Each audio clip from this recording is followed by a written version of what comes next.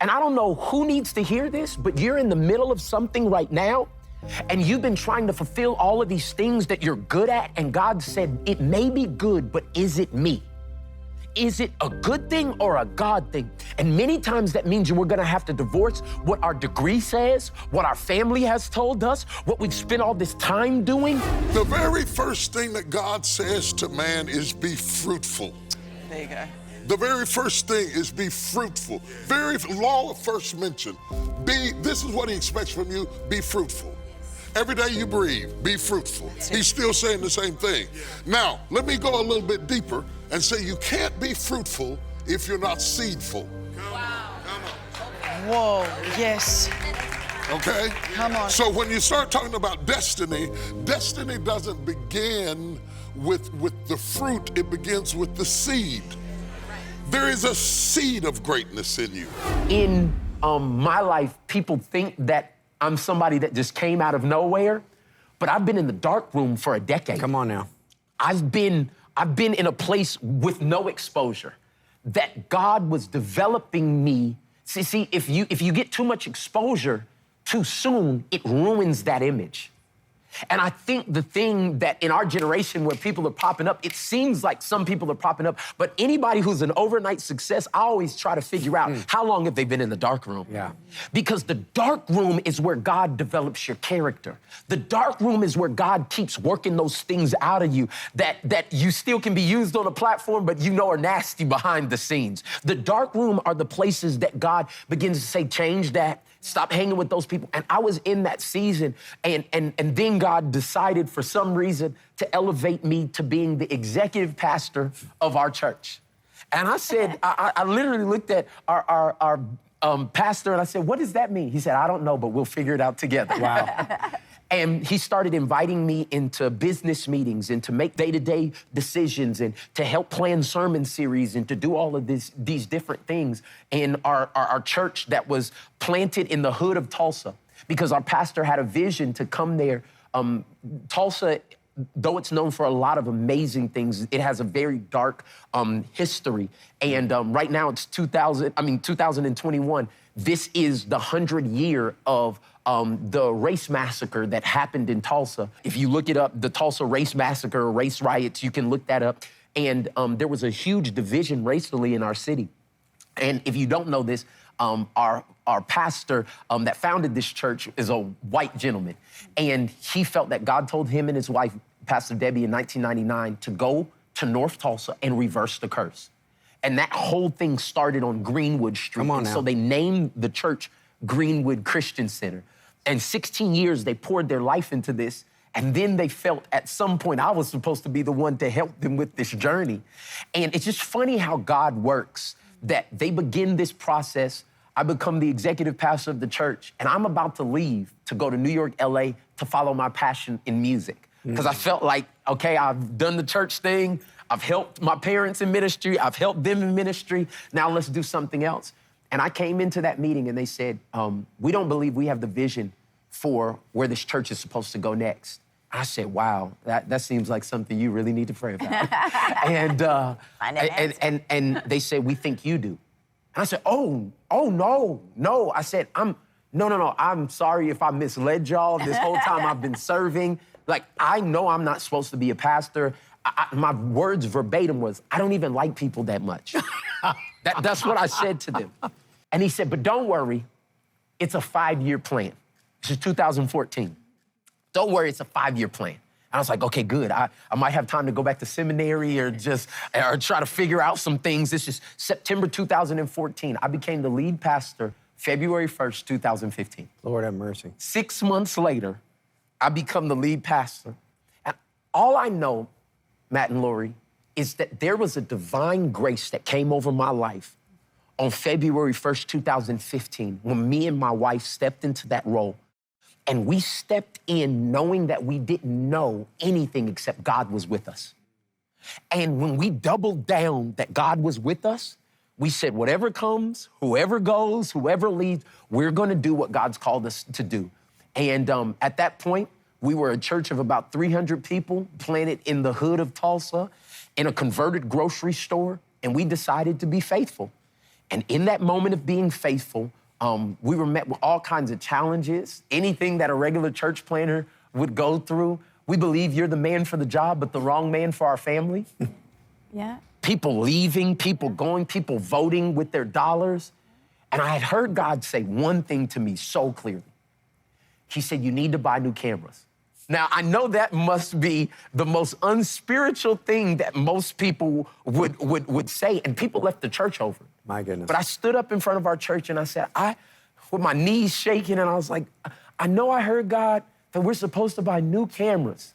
I know we're supposed to raise $80,000 to be able to believe God, and this was my faith at the time.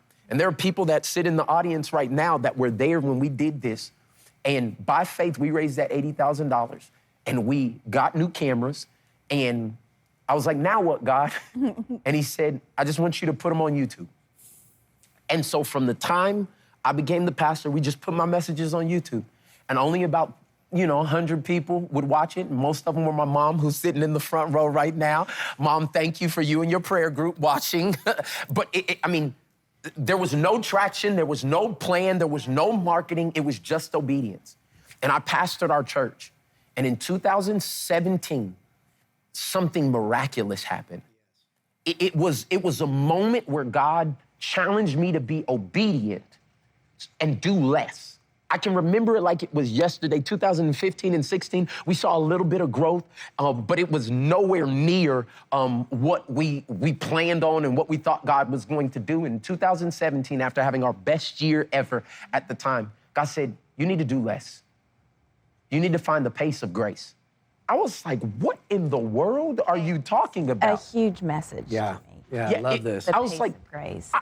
I'm only doing a little bit compared to them and them and them. And God said, no, for what I've called you to do. You see, so many times we compare our seed to somebody else's harvest. Yep. And we start trying to compare where we are in this moment to what God is trying to do in our lifetime. And God said, you're doing too much. You need to slow down. And I'm sitting there on December 5th, 2017, and I'm with some of our staff members in what we call the Strat-Op at the time. And Tim Ross, our oversight pastor, stands up and says, you know what, God has been so good to you guys in the past 2 years. Most churches have never seen this amount of growth. And I'm sitting there thinking like, we ain't done nothing. This is nothing. And he said, but it's unsustainable. You need to slow down. And the word God gave me was stride, S-T-R-I-D-E, which means to walk in long, decisive steps in an intentional direction. Wow.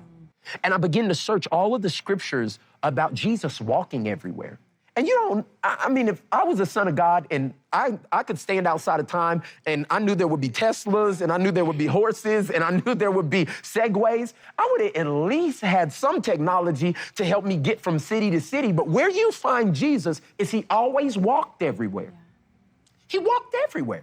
And as I begin to search, at least the only time we find him on a horse is at the end of his ministry and the idea. But the only animal we find him on is a donkey, which is a walking animal. And I begin to think about, why did Jesus do that? It's because if you had 3 years to do everything you were called to do, to turn the world upside down, our culture would tell us hustle, grind, make it, double it, 10x it, all of these different concepts. But Jesus walked. He found the pace of grace. He was graced for a specific pace. It allowed him to walk with others that if he would have ran everywhere, they would have missed moments that miracles happened. Beautiful. They would have not been able. It all sums up in the moment where the man comes to Jesus and says, my daughter is dying, will you come? And Jesus says, I'm coming. But he walks. How do we know he walks? Because a woman who had been suffering with the issue of blood for 12 years was able to reach out and touch him. She was in pain and he was going in a pace that he was slow enough that she could touch him. And I know the man was like, yo, hurry up. Like culture is telling us, hurry up. Yeah. My dream is dying. My ambition is dying. And it's trying to hurry us. But God went at a pace that he knew he was graced for, because he was going to heal the girl who was 12 years old and the woman who had been suffering for 12 years in the same day, because he had found the pace of grace. Beautiful. I'm getting excited already on this thing right now. What culture is telling us to do is strive, S-T-R-I-V-E, use all your effort and energy, use all your networking, smooth your way to the top. And God says, hey, promotion comes from me. And when we made that decision to cut back in 2017, it wasn't with some promise on the line. It wasn't with like, if you do this, then I'm gonna do this. God was challenging my heart. It was almost like he was saying, I just wanna know that you trust me and that you'll obey me no matter what I tell you to do. In 2017, August, I preached a sermon series called Relationship Goals. And Relationship Goals did the same thing as every other sermon that I did. The 50 to 100 people with my mom and her group watched it, and that was it. Yep. December, God said for me to do less, stride. And I'm sitting there twiddling my thumbs. December 22nd, 23rd, a young lady on Twitter, and I didn't even have a Twitter at the time, she posted a 2-minute clip of relationship goals that we had done a few months earlier, and 2 million people watched it in 48 hours. And in that moment, I still didn't know what was happening. Me and my wife, I remember we're at P.F. Chang's, like eating, and I'm getting 10,000 Instagram followers a day. And I'm like, what is going on? And Black Panther had just came out, and so I thought they thought I was Michael B. Jordan or somebody like that. But I mean, it's just all of these different things. It's because we didn't even have all of the technical things you needed to be a professional ministry. We didn't have a working website. And all we had when these people were like, I want to see this whole message, I want to know what happened. All we had when they searched in Google, Michael Todd relationship goals, all that came up was YouTube. And all the videos for 2.5 years that we had put on YouTube. And those cameras that God told me to buy. That those people that the people walked away from us with. And at that moment, God took my obedience step almost 3 years earlier and used it as the catalyst for getting this message to the world. And people begin to watch relationship goals and binge watch it like Netflix. There's 8 parts to it. And we went from 1,800 YouTube subscribers to like 200,000 in 60 days.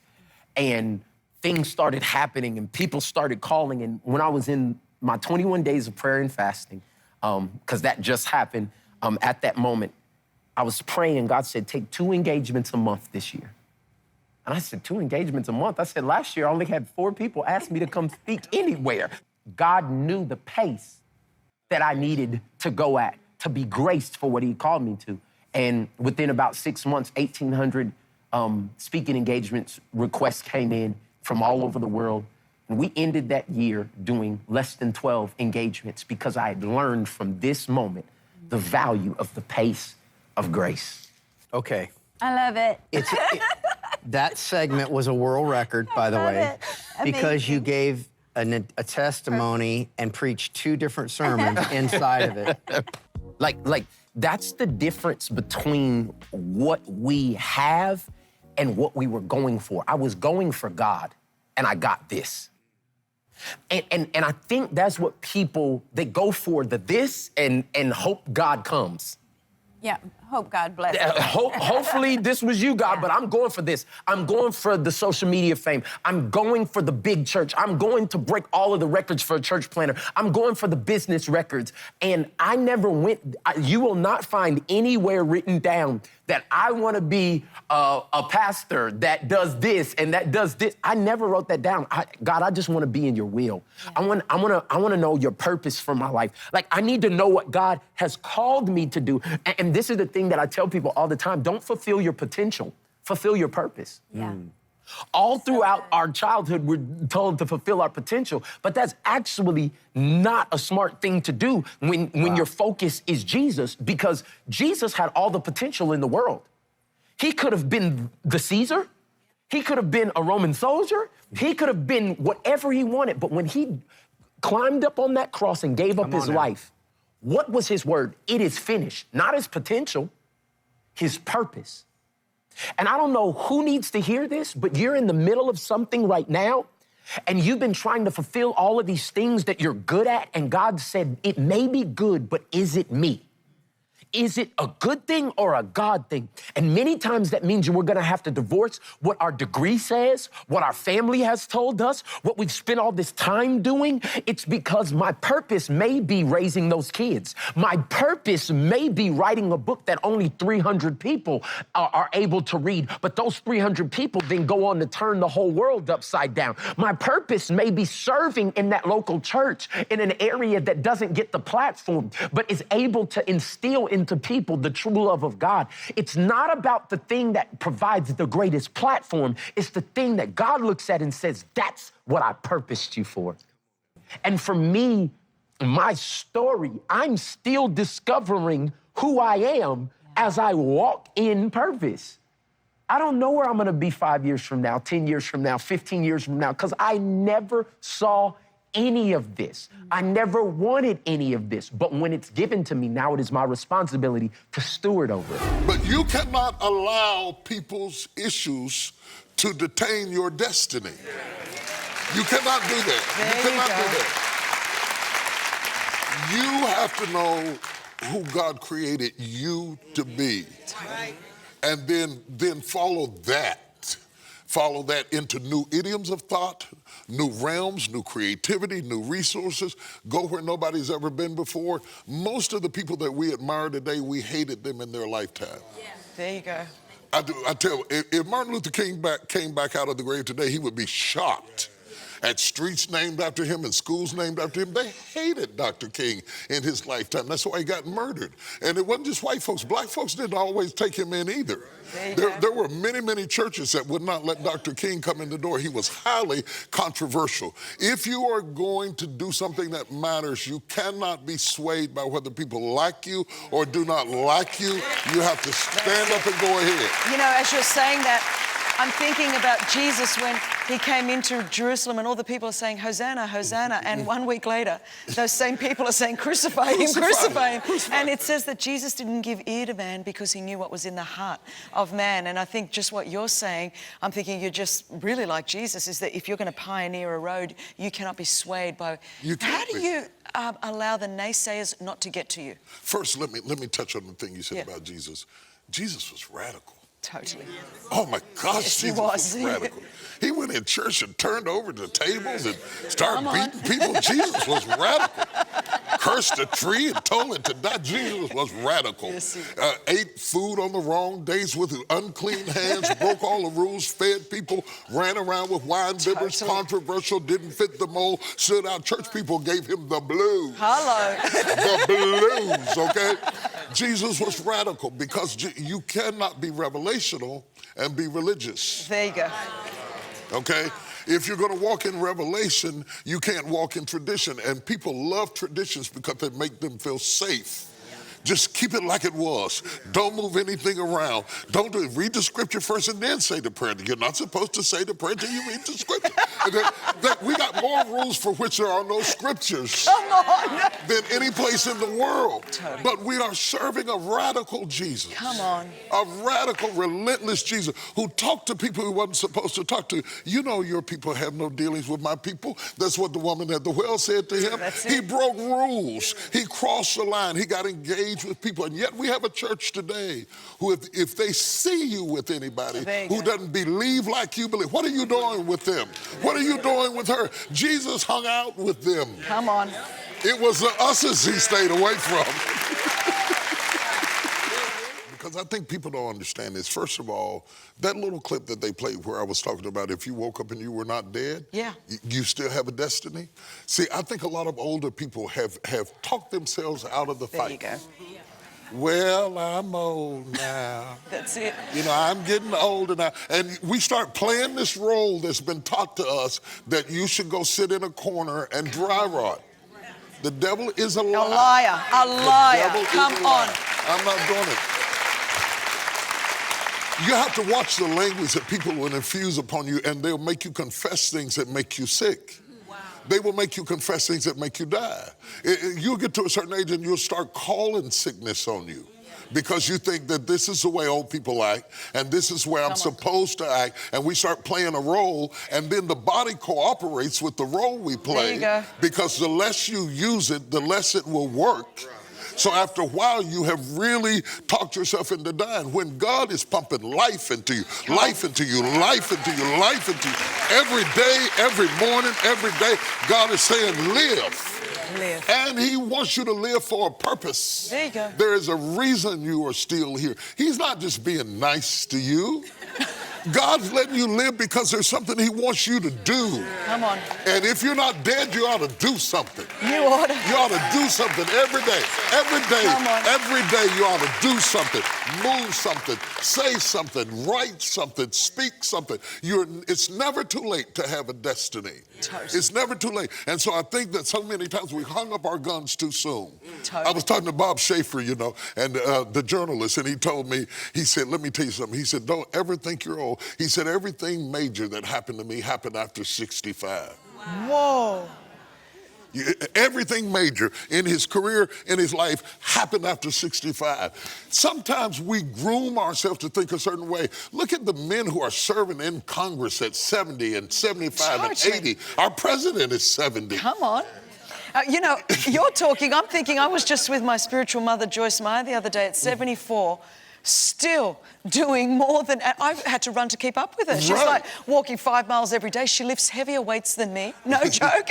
And I go, what are you doing? She goes, I'm just writing another book, number 123, mind you. Right. And I think Caleb was 85, and he said to Joshua, I'm not cashing in my 401k. See Absolutely. Hebron? That's what Moses told me. Absolutely. And he said, I'm as strong now as I was then. I've turned 50, and I've said the same thing. I just feel like I'm just coming into it now. Oh, This is you just start that's to it. get some sense around 50. you just start to get it. You start to figure out 2 or 3 things by 50 that start to line up, and you get bold enough to say what you mean what you say, and not care what people think about it. I love it. I love it. I love it. I love it. I love it.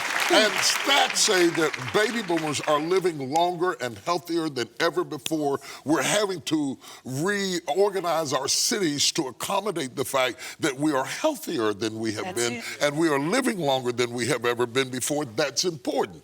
By the same token, when it comes to destiny, we have a generation of young people that were raised in front of Facebook and Twitter and Instagram, and when they cut off all those gadgets, they don't know who they are. Right. And we need to let them know that you have a destiny, Come on. that you were created for a purpose, that God has a plan for you.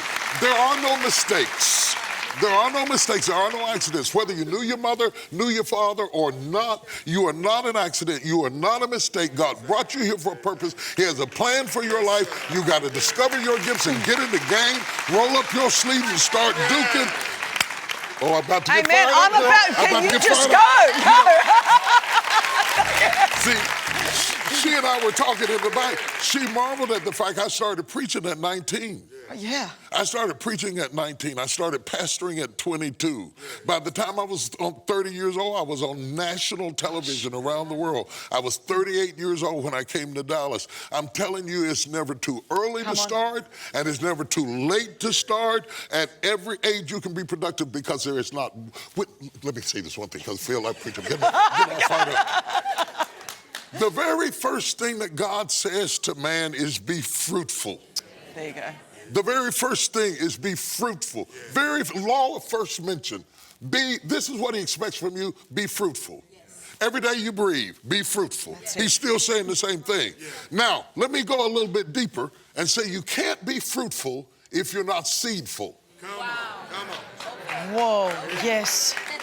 Okay? Come on. So when you start talking about destiny, destiny doesn't begin with the fruit, it begins with the seed. There is a seed of greatness in you.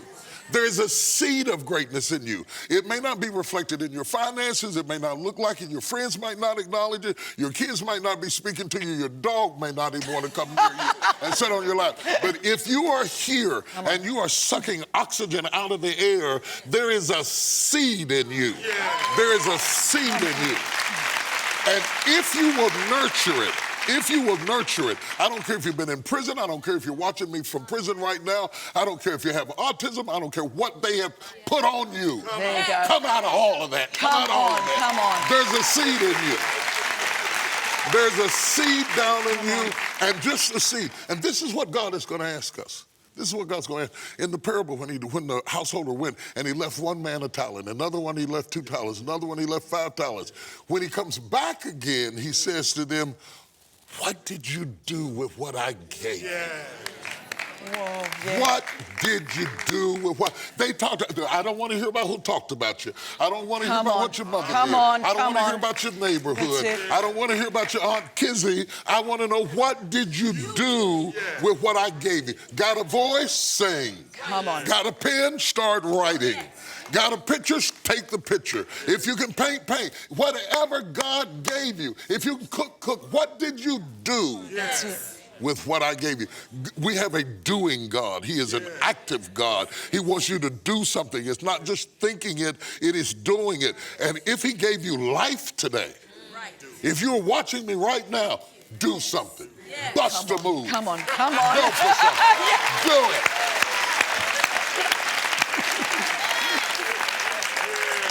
it. In your experience, what would be one of the major reasons people don't do? I think that people allow fear to trap them. And it can be the spirit of fear. Wow. The need to be accepted. Yeah. Sometimes we are surrounded by do-nothing people. And in order to fit in, they have lulled you to sleep. Because they didn't like the fact that you were active and that you were energetic and that you were enthusiastic and that you didn't live in the prison of what they expected you to be. Come on. Yeah. I never let nobody put me in a box. Oh, you're a preacher. I said I was a person before I was a preacher. Okay? I didn't come here with a collar around my neck. I was a person who had gifts and interests and talents and energy. Don't let people put any title on you that becomes a ball and a chain. That you can't get out of. That you can't be who you are for living up to who they expected you to be. And some people are in situations where the neighborhood, the family, the spouse expects you to be sleep, and you're just playing sleep so you'll fit in. But deep down on the inside, you want to do, you want to move, you want to get out there and do it. Come on, yes. Do it, do it. Having the validation of people is not as important as having the commendations of God. So you have to get out there and do it. So one thing is fear. The other thing is our need to fit in. The third thing is our resources don't line up with our vision. Right, yeah. Okay, you remember when Joshua came down to the Jordan, and his mentor, Moses, when he came down to the Red Sea parted before he ever got in it. When Joshua comes to the Jordan, it didn't work for him like it did for Moses. Right. He had to step into the water. Sometimes you don't get the provision until you step into your vision. You can't sit back there and wait for the money to come before you do it. Go do it and let the money catch up with you. There you go. That's a word for someone. The money will come when you start doing it. The waters will part when you step in it. People will help you. If you start grabbing something too heavy and you start dragging it, somebody will come and help you. Nobody's going to help you sit down and think about it. Get up and do it. There you go. Would you say in your own personal life that your vision has always exceeded your resources? Always. Oh my God, I could get up and shout right now. I have never had enough money to do anything I tried to do, ever. Not one time did I walk into it where I thought, oh, I got this. There you go. I always went into it on a wing and a prayer. Never did have the budget. Had to walk by faith, gritting my teeth, stressed out, up in the middle of the night, trying to believe God. What in the world are we going to do, Jesus? Oh, God. Oh, God. We got this Georgia on this world coming. Oh, God. How are we going to pay these people? Everybody's right. Oh, God. Never had enough money. Never had enough money. Never let that stop me. When you come up poor, you're used to walking by faith. You're used to walking by faith. When you've been broke and you had to lean and depend on God all of your life, no matter what level, you cannot be intimidated because I have always had to have him to do anything. So I'm not encouraging you to do crazy stuff, but I am saying that just because you don't see your way clear doesn't mean you can't do it. Right. And somebody has, you might have the gift of vision and somebody else has the gift of provision. Right. And God will send people to you with provision to get up under your vision. Bring your gift to the table. Beautiful, Bring it out. beautiful. Somebody will help you. Somebody will help you. Somebody will come sing for you. Somebody will come do the other part for you. Somebody will negotiate the contract for you. But do it. Don't just keep sitting there talking about, oh, I don't have enough money. I can't do it. I don't have enough friends. I don't have enough education. I don't have enough as a spirit. Come on. And when you get the money, it'll say you don't have enough education. And if, when you get the education, it'll say that you're not young enough. I don't have enough is a spirit. It is a spirit. But I know another spirit that is more than enough. Come on, come on.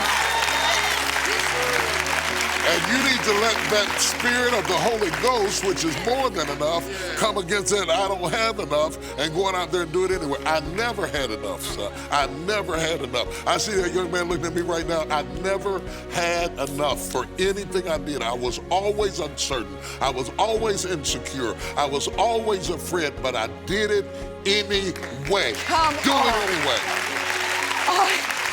At TBN, our mission is to use every available means to reach as many individuals and families as possible with the life-changing gospel of Jesus Christ. Thank you for helping make the gospel of grace go around the world. Without you, we couldn't do it. God bless you.